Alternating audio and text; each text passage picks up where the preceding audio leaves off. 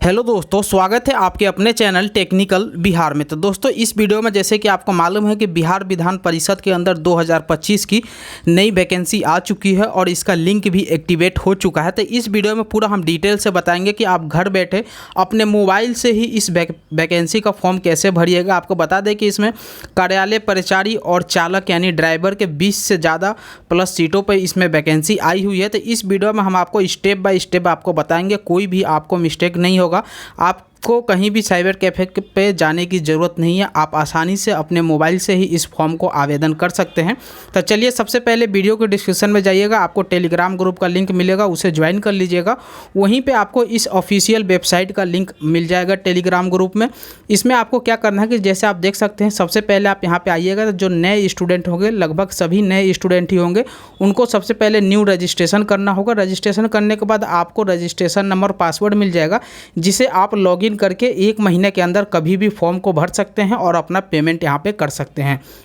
आपको बता दें कि इसका अंतिम डेट जो है यहाँ पे 29 सितंबर से लेकर 20 अक्टूबर तक आपको इस फॉर्म को भर लेना है। तो चलिए, आपको अब स्टेप बाय स्टेप आपको हम बताते हैं। सबसे पहले आपको क्या करना है कि जब ऊपर में रजिस्ट्रेशन का ऑप्शन दिखाई दे रहा है, न्यू रजिस्ट्रेशन के ऑप्शन पे आपको क्लिक करना है और यहाँ पे जिस भी स्टूडेंट का यहाँ पे फॉर्म फिलअप हो रहा है, उस स्टूडेंट का यहाँ पे डिटेल डालना है। जैसे आप यहाँ पे देख सकते हैं कि कितने स्टेप में फॉर्म को पूरा करना है। पहले रजिस्ट्रेशन, फिर पर्सनल डिटेल, फिर एजुकेशन डिटेल, फिर डॉक्यूमेंट अपलोड और प्रिंट और पेमेंट का ऑप्शन यहाँ पे है। तो हम यहाँ पे एक एक करके सारा स्टेप को क्लियर करेंगे। सबसे पहले रजिस्ट्रेशन डिटेल में आपको नेम ऑफ द पोस्ट आपको चूज़ करना है। जैसे आपको मालूम है कि 2 पोस्टों पर ये वैकेंसी निकल के आई है, एक ड्राइवर और एक यहाँ पे ऑफिस अटेंडेंट। तो इसमें आप सबसे पहले सेलेक्ट करिएगा कि आप किस पोस्ट के लिए आवेदन कर रहे हैं। दोनों का प्रोसेस सेम ही रहने वाला है। आप जो भी यहाँ पे चूज़ करिएगा, ड्राइवर चूज़ करिए या फिर ऑफिस अटेंडेंट। हम यहाँ पे ऑफिस अटेंडेंट का फॉर्म भरेंगे।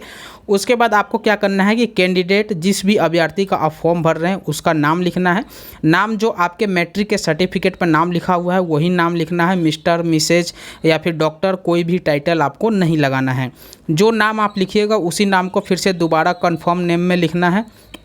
उसके बाद नीचे में आपको उस अभ्यर्थी का फादर का नेम आपको नीचे में लिखना है और फिर से अभ्यर्थी का मदर का नेम लिखना है। फादर मदर का नेम लिखते समय कोई भी आपको सब टाइटल, श्री, श्रीमती या फिर मिस्टर या मिसेज, कुछ भी टाइटल आपको नहीं लगाना है। डायरेक्ट आपको नाम लिखना है। जो आपके मैट्रिक के सर्टिफिकेट पे नाम होगा फादर मदर का, वही लिखिएगा। उसके बाद पूछा जाएगा कि क्या आप बिहार के डोमिसाइल हैं। तो आपको, अगर आप यस चूज़ करेंगे तो यहाँ पे बिहार के आप आरक्षण ले सकेंगे। अगर आप बिहार के बाहर के हैं, नो चूज़ करिएगा, तो आपका फॉर्म ऑटोमेटिक अनरिजर्व से फिल होगा।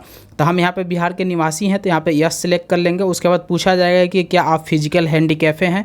अगर आप हैं तो आपको सर्टिफिकेट देना पड़ेगा, अदरवाइज नहीं है तो आपको नो सेलेक्ट करना है।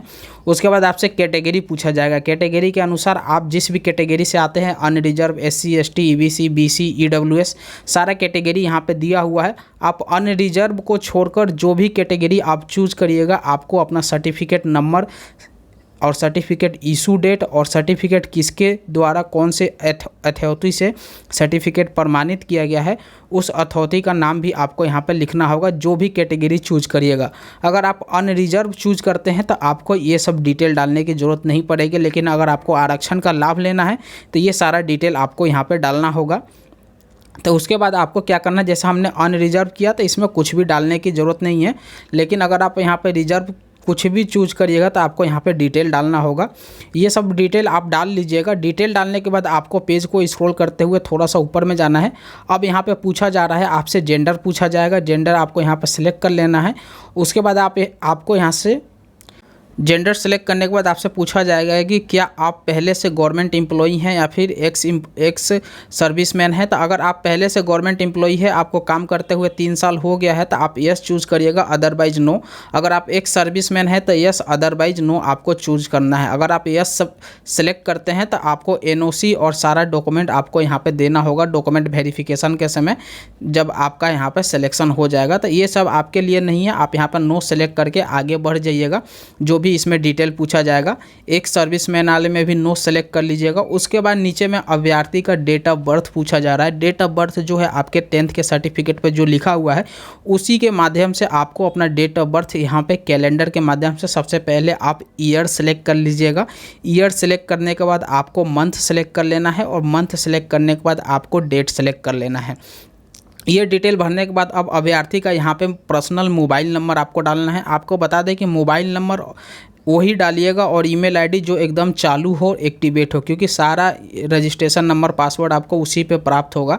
तो यहाँ पे मोबाइल नंबर और ईमेल आईडी डाल दीजिएगा, दोनों को 2 बार डाल के कन्फर्म कर लेना है। उसके बाद यहाँ पे पूछा जा रहा है कि working knowledge in English Hindi, यहाँ पे ये मैंडेटरी है, तो आपको यहाँ पे यस सेलेक्ट कर लीजिएगा कि आपको इंग्लिश हिंदी भाषा जो है वो आती है। तो यहाँ पे अगर नो भी सिलेक्ट करिएगा तो कोई दिक्कत नहीं है, लेकिन आप यहाँ पे इसे यस ज़रूर सेलेक्ट करिएगा। उसके बाद आपसे पूछा जाएगा कि क्या आपको साइकिल चलाने आता है, तो यहाँ पे आपको साइकिल के लिए पूछ जा रहा है कि डू यू नो साइकिलिंग, तो यहाँ पे आपको यस सेलेक्ट करना है।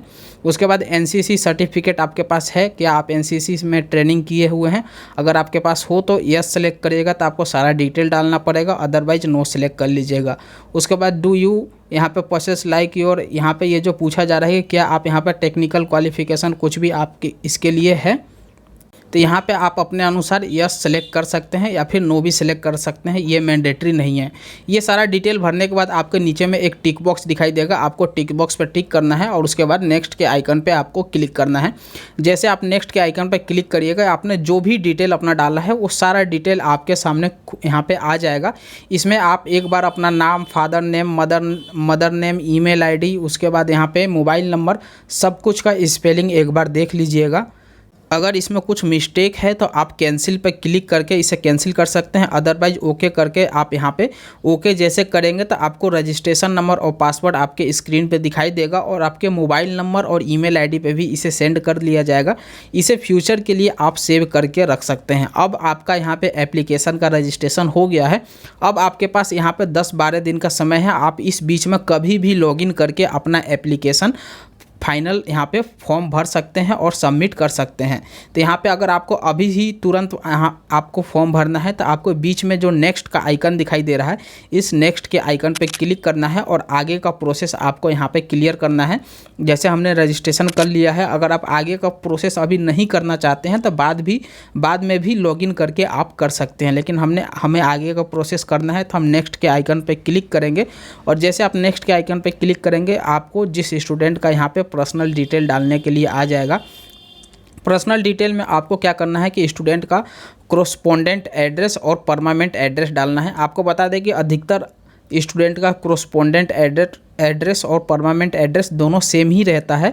तो आपको क्या करना है कि कोरोस्पोंडेंट एड्रेस में सारा डिटेल डाल देना है और डिटेल डालने के बाद आपको नीचे में परमानेंट एड्रेस के सामने एक टिक बॉक्स दिखाई दे रहा होगा कि आपका परमानेंट एड्रेस और कोरोस्पोंडेंट एड्रेस दोनों सेम हैं। तो आपको क्या करना है कि टिक बॉक्स पे टिक कर देना है।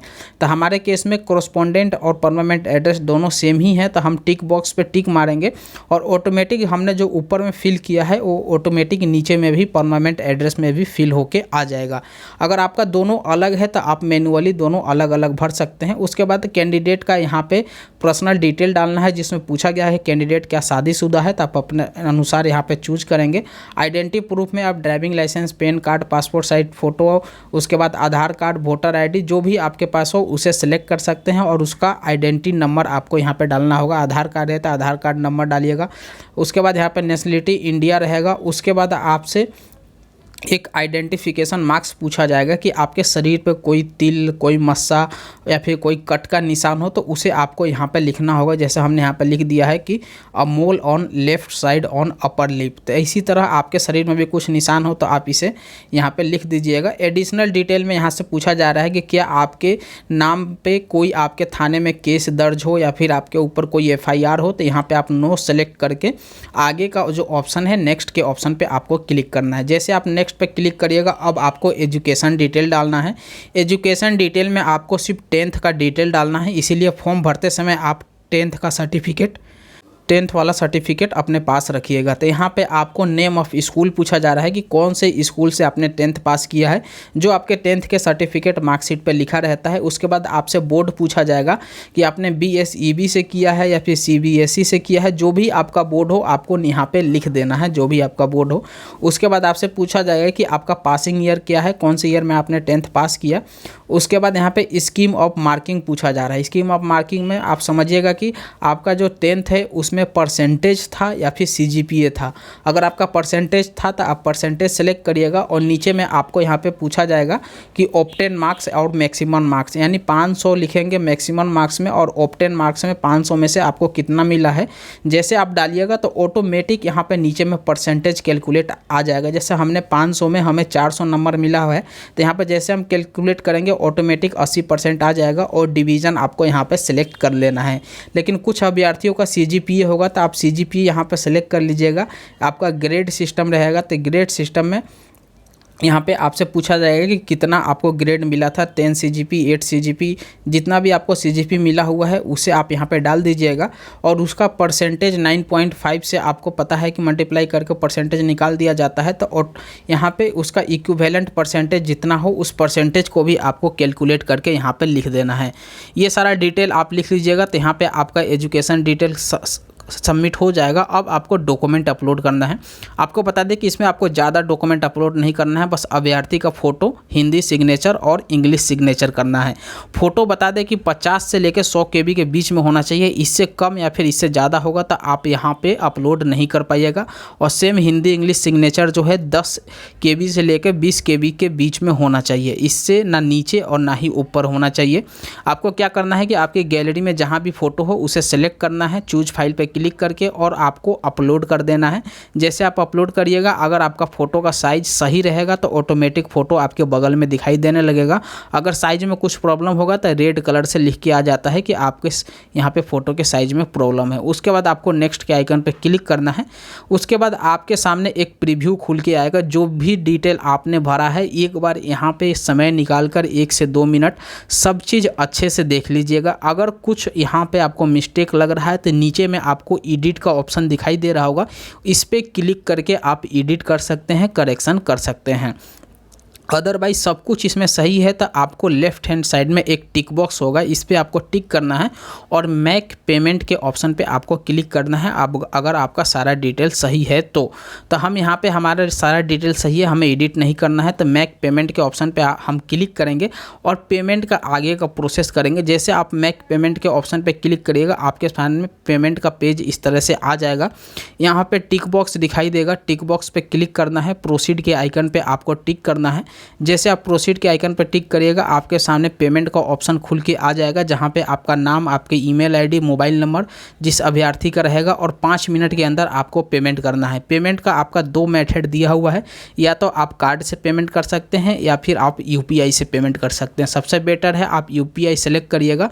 यहाँ पर आपको क्या करना है कि जो आपका UPI ID हो उसे डालना है, वेरीफाई करना है। जैसे आप वेरीफाई करिएगा आपने जिस भी ऐप का UPI डाला है उस पर लिंक जाएगा और आप पेमेंट कर दीजिएगा। पेमेंट करने के बाद आप इस पेज को प्रिंट करके रख सकते हैं। हमारे पास किसी स्टूडेंट का डिटेल नहीं है, नहीं तो आपको हम पेमेंट करके भी दिखा देते। तो चलिए दोस्तों, उम्मीद करता हूँ ये वीडियो आपको अच्छा लगा। कोई भी डाउट हो कमेंट बॉक्स में या फिर आप हमारे टेलीग्राम ग्रुप पे कंसल्ट कर सकते हैं। इसी तरह से आप घर बैठे फॉर्म को भर सकते हैं, कहीं भी साइबर कैफ़े पे जाने की ज़रूरत नहीं है। तब तक के लिए जय हिंद दोस्तों, चैनल को सब्सक्राइब जरूर करें।